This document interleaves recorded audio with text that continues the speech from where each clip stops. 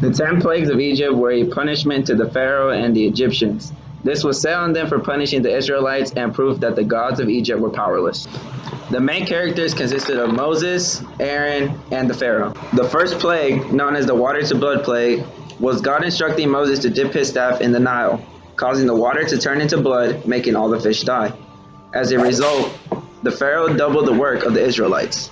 The scientific reasoning behind the first plague was that rising temperatures turned the Nile into a muddy watercourse, spreading fresh toxic water from the burgundy blood algae dye.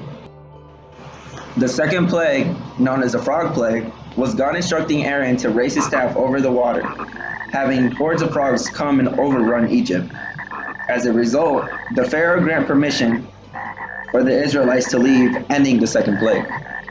The scientific reasoning behind the second plague was that any water that killed the fish could also kill frogs. The third plague, known as the lice plague, was instructions to Aaron to strike the dust with his staff, creating lice eating all the food and wine.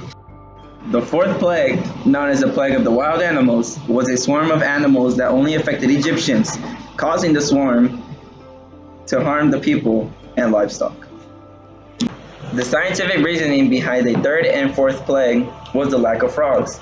This caused the insect population to increase massively, and due to the rotting of the frogs and fishes, this attracted flies and lice into the Nile.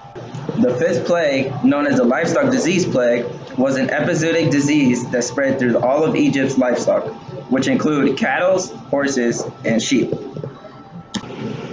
The sixth plague, known as the plague of the boils, was a command set by God making Aaron and Moses collect soot and throw it in the Pharaoh's presence. The soot increased a skin disease called Sahim, creating boils on Egyptian males and livestock. The scientific reasoning behind the fifth and sixth plague was because of the increase in number of flies and lice, resulting in multiple bites. This created an exchange of disease, creating an epizootic. The Lord said to Moses, "Stretch out your hand toward heaven so that hail may fall on the whole land of Egypt, on humans and animals and all the plants of the field in the land of Egypt." The scientific reasoning behind the seventh plague was that a volcano erupted at that time, making it rain fire and rocks. The eighth plague, known as the locust plague, was a plague that contained a swarm of locusts flying from the east when Moses raised his staff into the wind. The swarm consumed every last plant of crops that Egypt had. The ninth plague, known as the plague of darkness, was commanded by God to bring darkness to all of Egypt.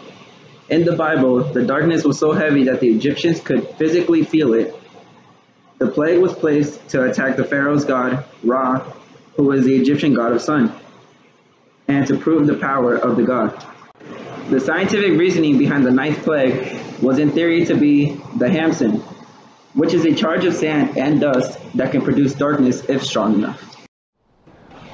The 10th plague, known as the death of the firstborn, was the final punishment God set on Egypt.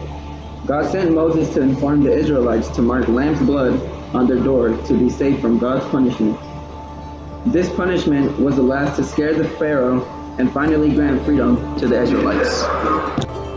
The 10th plague, known as the death of the firstborn, was the final punishment God set on Egypt. God sent Moses to inform the Israelites to mark lamb's blood on their door to be safe from God's punishment. This punishment was the last to scare the Pharaoh and finally grant freedom to the Israelites.